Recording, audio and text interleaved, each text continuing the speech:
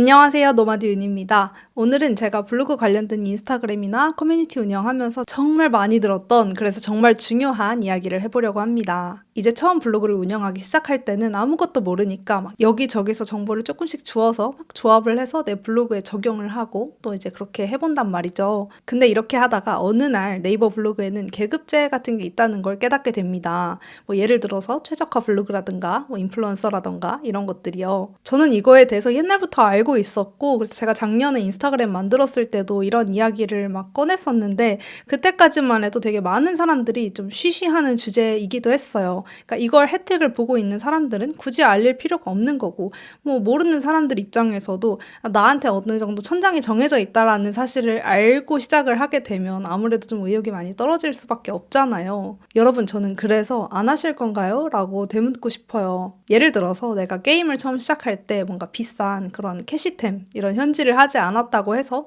이 게임을 하는 것 자체가 의미가 없냐라고 한다면 절대 아니라고 생각을 하기 때문입니다. 저는 캐시템도 껴봤고 0에서도 시작을 해봤기 때문에 그 두 가지 상황에서 모두 공감을 합니다. 그래서 이렇게 영상도 촬영할 수 있게 된 것 같아요. 지금 최저가 블로그도 아니고 인플루언서도 아니면 블로그 시작하는 의미가 없을까요? 일단 추구하는 목표가 어떤 것이냐에 따라서 좀 다를 것 같긴 한데요.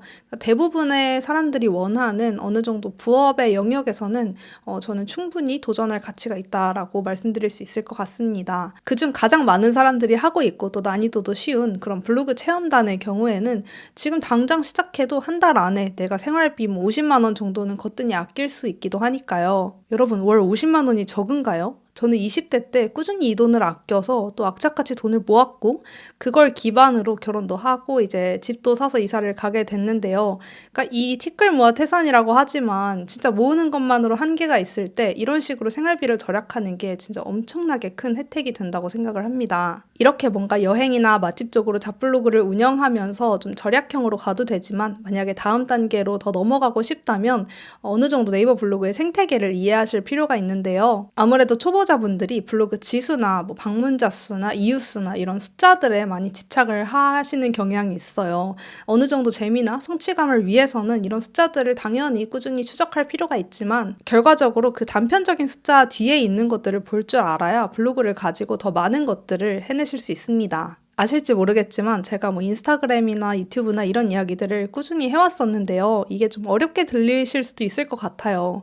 왜냐하면 대부분의 분들이 뭐 가만히 있으면 원고료 얼마씩 받아서 뭐 어떻게 했다 라고 얘기를 해주시니까. 근데 저도 그 입장이 되어봤지만 아무래도 일반 블로거로서 그렇게 가기까지는 한계가 있기도 하고 또 너무너무 많은 시간이 필요하기 때문에 이거를 알고 있는 입장에서 모두에게 이렇게 하시라고 말씀드리기가 어렵기도 하고 또 두 번째로 이렇게 가만히 앉아서 들어오는 돈만 기다리는 거는 진짜 직장에서 월급을 따박따박 받는 거랑 별반 차이가 없거든요. 회사 생활을 하다 보면 불안하다, 미래가 없다 라고 생각을 하시는 것과 마찬가지로 내 블로그를 정말 100% 활용할 수 없고 그냥 남이 알아봐 주기를 바라면서 기다리는 그 상황은 그 앞서 말씀드렸던 거랑 큰 차이가 없다고 생각을 합니다. 그리고 그게 또 통했던 시절이 있지만 현 시점에는 그렇지 않기도 하고요. 자, 그래서 우리는 이런 타이틀에서 벗어나서 네이버 블로그 자체를 좀 본질적으로 활용할 필요가 있는데요. 이 네이버 블로그가 가지는 가장 큰 장점은 물론 네이버라는 우리나라에서 가장 큰 검색 엔진에 들어있는 그런 플랫폼이다라는 것도 있지만 더 기본적으로 가면 텍스트 기반의 플랫폼이라는 거거든요. 이 말인즉슨 긴 글들로 이루어져 있기 때문에 누군가를 좀 더 오래 머물고 또 설득하기에 최적화되어 있다는 뜻입니다. 그러면 이걸 10분 활용해야 하는 거예요. 그러니까 우리가 지금 뭐 최적화도 아니고 인플루언서도 아닌 아무것도 없는 상태라고 했을 때 느낄 수밖에 없는 네이버 블로그의 한계를 뭐 크게 두 가지로 잡아본다면 첫 번째, 브랜딩 하기가 어렵다. 두 번째, 유입을 많이 가져오기가 어렵다 이거든요. 그런데 우리가 블로그를 통해서 뭔가 돈을 벌거나 이런 유의미한 결과를 가지고 오려면 일단 사람들을 들어오게 해야 해요. 이 지점에서 네이버 검색 엔진이 뭔가 차등을 둔다면 우리는 이 페널티를 다른 플랫폼으로부터 좀 만회해 볼 수도 있는 거죠. 예를 들어서 뭐 유튜브, 인스타, 틱톡 등의 이런 쇼폼 채널이라든지 요즘 좀 유행하고 있는 스레드라든지 이렇게 다양한 유입 경로들을 만들었을 때 우리가 네이버 블로그를 활용할 수 있는 가능성이 훨씬 높아집니다. 브랜딩적인 부분에서도 블로그 구성만 어느 정도 다듬어줘도 되게 좋거든요. 이것도 영상 하나에서 따로 정리해보면 좋을 것 같은데 뭐 간단하게 말씀드리면 카테고리 정리, 블로그 스킨도 있고요.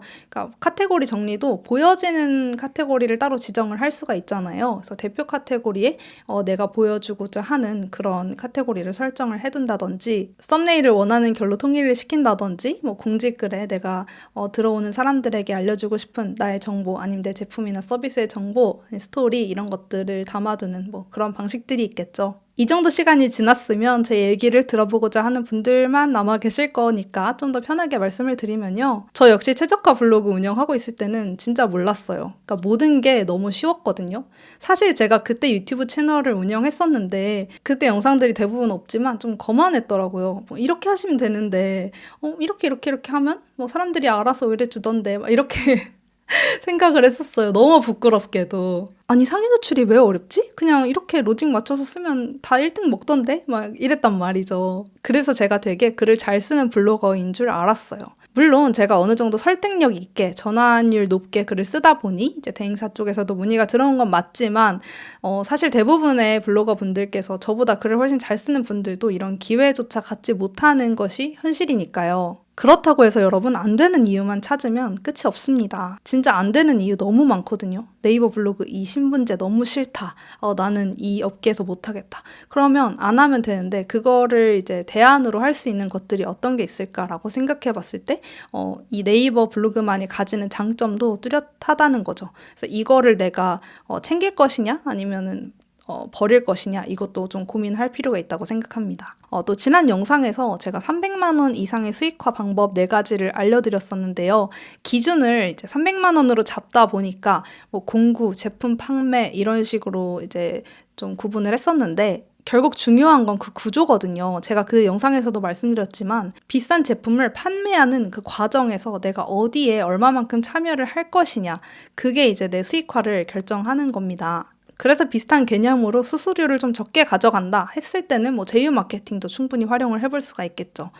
여러분이 많이 알고 계시는 쿠팡 파트너스도 그 한 예시가 될 겁니다. 쿠팡 파트너스 얘기하면 정말 많이 받는 질문이 뭐 링크 누락되면 어떡하나요? 저품질 되면 어떡하나요? 진짜 많은 걱정과 고민들이 들어오는데요. 궁극적으로 이 산을 넘을 줄 알아야 돼요. 이거는 제가 100% 확신하는 말은 아닌데요. 어느 정도 이제 통계에 의하면 현 시점 기준, 현 시점 이제 일반 블로거가 저품질이 오기까지는 좀 어렵다라고 생각합니다. 이것도 얘기하자면 한 트럭인데 네이버에서 그 블로거들을 자르는, 숙청하는 시기가 있어요. 근데 그게 제 기억으로 적어도 한 1년 정도 넘게는 없었다. 뭐 당연히 엄청나게 사행성인 그런 도박, 뭐 불법 대출 이런 키워드를 쓰면은 가지만 그게 아니라 뭐 일반적으로 어느 정도 쓰는 그런 것들에서는 블로그 자체에 큰 문제가 생기는 케이스를 많이 보지는 못했습니다. 제 블로그 죽었던 4년 전 그땐 진짜 말도 못했거든요. 그렇다고 해서 지금 막 편하게 써도 된다. 막 누락돼도 걱정하지 마세요. 막 이런 건 아니고요. 그 시점에 맞게 전략을 똑똑하게 사용해야 한다는 겁니다. 이런 것들도 결국 혼자서 알기에는 한계가 있기 때문에 제가 커뮤니티도 만들고 또 다른 분들의 경험들도 많이 들으면서 취합하면서 또 이렇게 전달을 드리고 있는 거기도 하고요. 말인즉슨 네이버 블로그는 특히 더 누군가의 경험 하나만 가지고 뭔가 단정지어서 이야기하기에는 어려움이 있는 플랫폼이라고 생각합니다. 저도 여기저기서 질문을 많이 받으면 되게 애매하게 답변을 드리고 있어요. 뭐 이러실 수도 있지만 저러실 수도 있고 이런 상황이 되면 이렇게 하시면 됩니다. 뭐 이런 식인데 이거를 안 좋아하시는 분들이 되게 많았어요. 그러니까 뭐 누구는 이렇게 바로 대답을 해주시던데 예를 들어서 뭐 키워드는 몇 개가 좋나요? 그러면 뭐 5개에서 7개가 제일 좋습니다. 이런 걸 대답해 주시던데 막 저한테 물어보시면은 키워드는 전체 글자 수 대비해서 비례해서 보셔야 되고요. 키워드마다 또 네이버에서 좋아하는 게 다르니까 검색해 보셔서 확인해 보시고요. 제가 이렇게 어렵게 알려드리니까 그냥 다른 너 싫어 이렇게 하시는 분들도 있었어요. 근데 아닌 걸 알기 때문에 하나의 정답으로 귀결되지 않을 거라는 것도 알기 때문에 말씀드리기가 좀 어려웠다. 그래서 이렇게 돌려 이야기하는 부분 이해를 해주시고요. 결론적으로 오늘 영상 이해를 하셨을지 모르겠어요. 만약에 이해가 안 되셨다 그러면 2번, 3번 돌려보시면서 네이버 블로그라는 게 이런 거구나. 이렇게 활용을 해볼 수 있겠구나. 그런 개념을 잡아보셨으면 좋겠습니다. 네, 오늘 영상도 도움이 되셨으면 좋겠고요. 제가 유튜브 아직 초기라서 이제 댓글에 궁금하신 점들 있으면은 최대한 시간 내서 이제 답글을 달아드리려고 할 예정입니다. 오늘 영상도 봐주셔서 감사합니다. 안녕.